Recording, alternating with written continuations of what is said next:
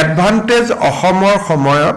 মেদান্ত হস্পিটালে অসমত এখন চিকিৎসালয় স্থাপনৰ বাবে বুজাবুজিৰ চুক্তিত স্বাক্ষৰ কৰিছিল আজি কেবিনেটে তেওঁলোকৰ যিটো ইনভেষ্টমেণ্ট প্ৰপ'জেল আছিল 800 crores 800 কোটি টকা তেওঁলোকে গুৱাহাটীত ব্যয় কৰিব আজি কেবিনেটে সৰুসজাই ষ্টেডিয়ামৰ ঠিক লগতে থকা চৰকাৰী ভূমি আমি মেদান্ত হস্পিটালৰ কাৰণে আবলটন কৰাৰ সিদ্ধান্ত লৈছো আৰু তেওঁলোকে এটা নতুন সিস্টেম আনিব খুজিছে সন্মুখত মেদান্ত হস্পিটাল থাকিব লগত 100খন প্ৰসূতি আৰু শিশুৰ হস্পিটাল থাকিব আৰু লগতে এখন 5 ষ্টাৰো বহাব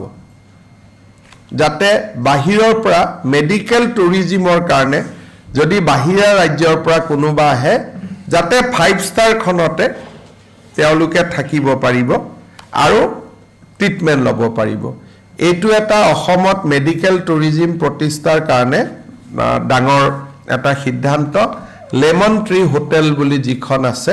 সেইখন তেওঁলোকে লগত লৈ আহিব 500 বেডেড হস্পিটাল হ'ব 100 বেডেড মাতৃ আৰু প্ৰসূতিৰ হস্পিটাল হ'ব আৰু লগতে লেমন ট্ৰি এখন তেওঁলোকে হোটেল স্থাপন কৰিব আৰু টোটেল 2700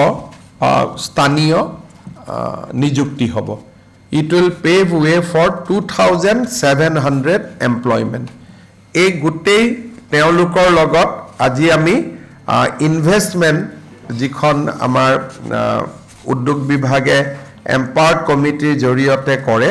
সেই ইনসেন্টিভ ল্যান্ড এলটমেন্ট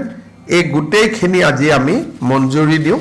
এতিয়া তেওঁলোকে নিজৰ কাম আৰম্ভ কৰিব পাৰিব